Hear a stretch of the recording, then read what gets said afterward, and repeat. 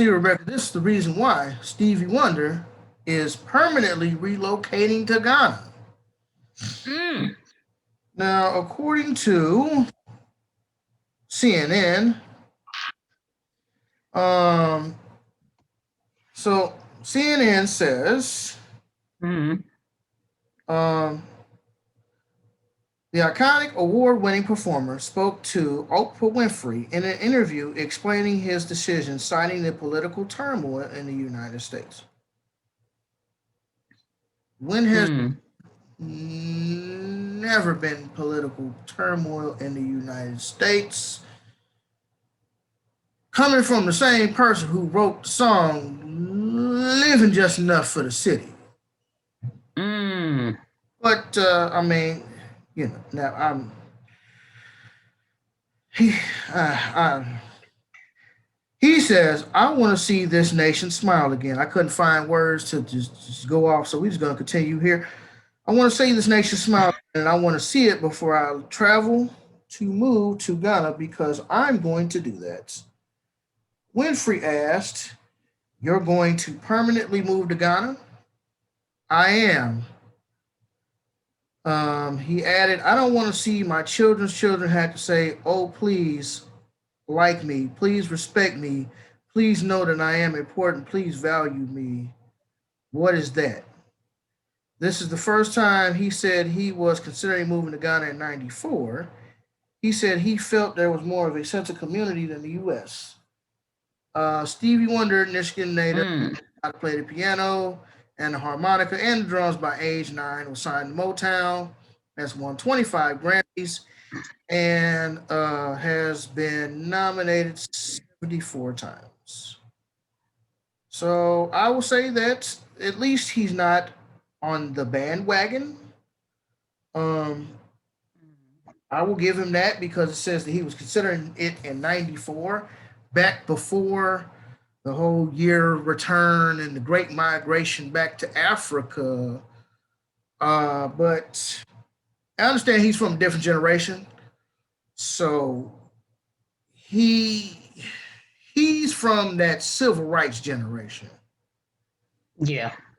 Like right after that civil rights generation. He right over there. So I understand where he's coming from as an older black gentleman. You're like, oh, please don't kill me. I'm human. I'm this. I'm that.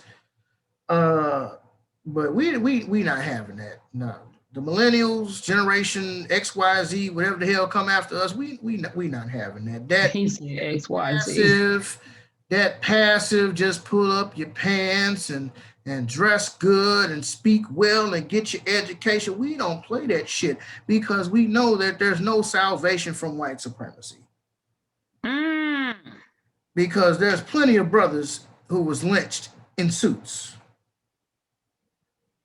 Fair enough. Wore back then. They wore damn near everybody wore suits back then. There was plenty of brothers got lynched in suits. There was plenty of women got lynched in dresses or stripped naked and then lynched.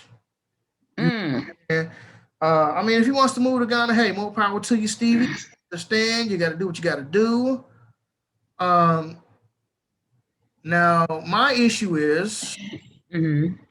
we act like there's no white supremacy in Africa. That is my biggest issue. That is my Yeah, baby. issue. Well, I'm Cause moving to Africa.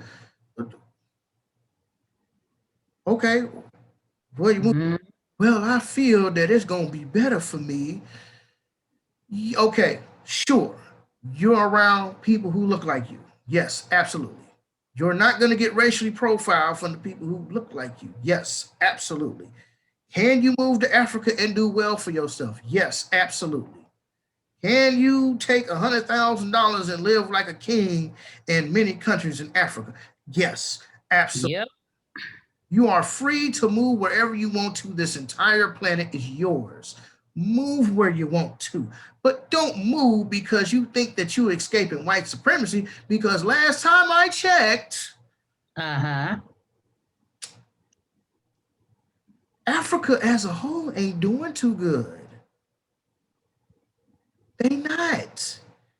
You got all the wealth and all the resources and all the gold and all the diamonds and all the land, and y'all still getting fucked by these white people. And if it ain't the whites, it's the Chinese.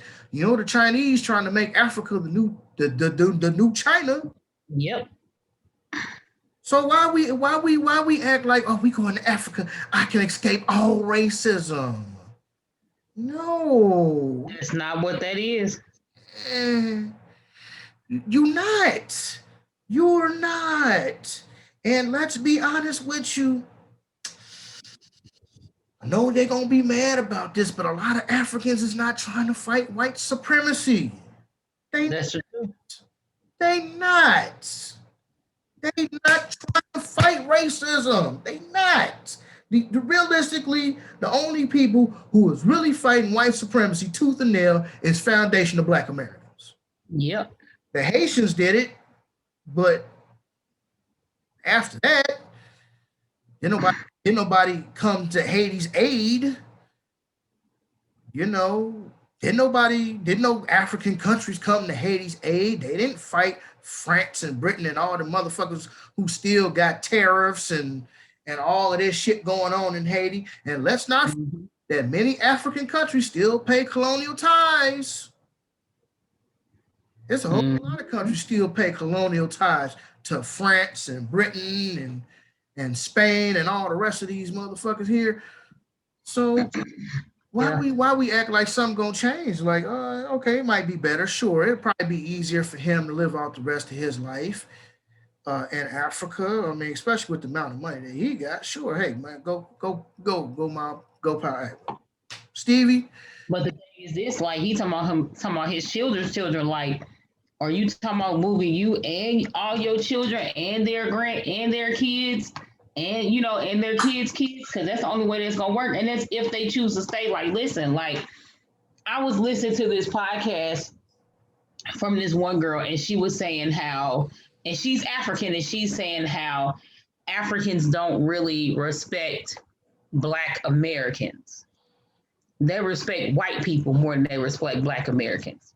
That's true for a lot of them. But I mean, I've known some Africans. I've worked with the homie from Sudan. I think he's from South Sudan. I've worked with Kenyans. I've worked with Ugandans. I worked with this lady who was from Liberia. Africans is cool. You know, I still believe in Pan-Africanism. A lot of Africans is cool, but a lot of Africans ain't cool. A lot of them, you got a lot of African coons who like to come over here, and you get that talk. You know, you gonna get that talk. Now these black folk over here ain't no good. Don't you go messing with them now. Don't go messing with them. You just be a good African Negro and don't mess with them Black Americans over there. They don't do nothing. Don't leave them alone. They troublemakers, and a lot of them believe that. A lot of them believe that. They really do. So I can't say it's all Africans, but yeah, some Africans are on that Akata, bullshit like this here. Like a lot of them do be on that. And a lot of them don't. Just like you got a lot of foundational Black American coons. Got a whole lot of them. Not coons, David. Coons, Sambos, sellouts, bootlicks, and bonus supremacy. Now, Rebecca, I just got a question for you. Why everybody want to move to Ghana? I don't know. I mean, is it really all what it's cracked up to be? I got a friend that's from Ghana, and she asked, I was talking to her earlier today, and when I asked her about the story about Stevie Wonder, and she was like, Ghana, or countries and places in Africa, it's just like here. She was like, you have your good parts and your bad parts. She was like, that's everywhere, isn't it? Right, that's what she was saying. She was like, it's pretty much no different. She was like, except for your money is longer. She was like, somebody like her making $28 an hour can go to Ghana and be rich. Like have like a palace with servants and all type of stuff because their money, I know Lagos is have like Nair, and I was looking up how much money this is. You watch these movies, and they be like, "I paid him 500,000 Nair," and it's literally like 5,000 and some odd dollars. You know what I'm saying? Like, no, 5 million Nair is like $5,000 in U.S. money. Mm-hmm. And I'm like, are you serious? I can go to and my money be long, stupid long. She was like, that's why she thinks a lot of people is moving to African countries because their money stretch longer. And they take US dollars. They don't care what money it is. They take it. As long as they can spend it, they take it. I asked her, did she think the question that you posed is a popularity, this and that? And she was like, partially, she said, some people go because they really want to know their culture. She was like, but you don't have to move there to know, learn, and understand your culture. She was like, but a lot of people get over there and they think that it's going to be better living. And she was like, they realize that some of these people are just as scandalous or if not more ruthless. And they will take advantage of you because you are American. They'll take advantage of you. They hear your accent. Oh, you must be from America. Oh, you know, and you over there like, oh, hey, how are you? Blah, blah, blah. And they're like, oh, got somebody I can con. What if I come in there with my Wakanda accent? The powers of the Black Panther will be stripped away. What would they say? Would they be cool with that? Or would they be like Godfrey, be like, oh, that's the most horrible accent I've ever heard? Hmm.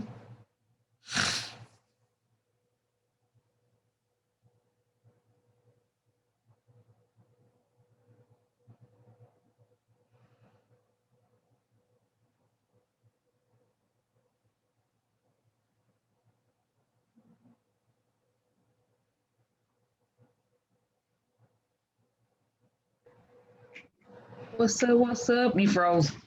I see that. What the fuck's going on? I don't. I gotta give me another source of internet. Either that or Zoom is just tripping. Cause literally, I got good internet on everything else, but then Zoom gonna be tripping and shit. You can always just do what Vlad do and chop your videos up, release them by subject. I don't know if you want to do that. Yeah, I could. Well, who knows? I have done that in the past with certain topics. But I mean, so here's the thing. There's literally like 35-ish other countries in Africa. And some of them, North Sudan, South Sudan, you got Egypt, you got Somalia, Right. you got Morocco, you got Liberia, Nigeria, Democratic of Congo, Burkina Faso, South Africa. Like, damn, there's literally plenty of other countries that you can live in Africa, but everybody wants to go to Ghana. I feel like everybody want to go to Ghana because it's popular. Now, I do know a brother. His name is Rashad McCory. He's actually an FBA who now resides in Ghana. And his story is actually quite different. He has been organizing tours to Ghana for several years now. Ghana's like his second home. Well, he actually got stuck in Ghana over the course of the pandemic. Oh, okay. So now, if I'm not mistaken, he's going to permanently reside in Ghana. But like he was already doing business organizing, trips from like New York and stuff down to Ghana for like a week or two, and then he would do that. And he, like I said, stuck. Yeah, y'all can read about him. There's been a couple articles about the dude. His name is Rashad McCory. He organizes tours and stuff like that. He actually got caught over there when the pandemic hit. and I think he just decided to stay. Okay, gotcha. So is he going to give up his citizenship or have dual citizenship? I don't know. I don't know. I don't know. And that's another thing. I know some countries aren't offering dual citizenship, Mm, like a right to abode, which isn't really a citizenship. So mm, personally, this is my land, this is my country, this is my home. I was born here. My grandparents were born here. My great grandparents were born here. My great great grandparents were born here. Like, I ain't going nowhere. This is my fucking country. We was here before the white man got here. We was here before the Mongoloid Indians. Listen to what I'm saying. We were here before the Mongoloid Indians came over here. The ones that came across the Bering Strait when it was all frozen and shit up there, that big ice bridge. We was up. Black people were already here. Dark mm. skinned Indians were already here. When you hear black people say, "Oh, I got a little Indian in my family," and niggas could never figure out why, that's because a lot of us were already here. Most of us were already here. Already here, yeah. Right. So, and even if we wasn't, let's just say we were brought over here on slave ship. We built this country. We built the wealth that it has, and this country has no soul. Mm. The country don't have no soul. This country don't have no swag. This country don't have shit without. We are literally the fabric that sews America together. America wouldn't be shit. Glory and the essence of America. We are the essence. Without us, the essence of America will be stripped away.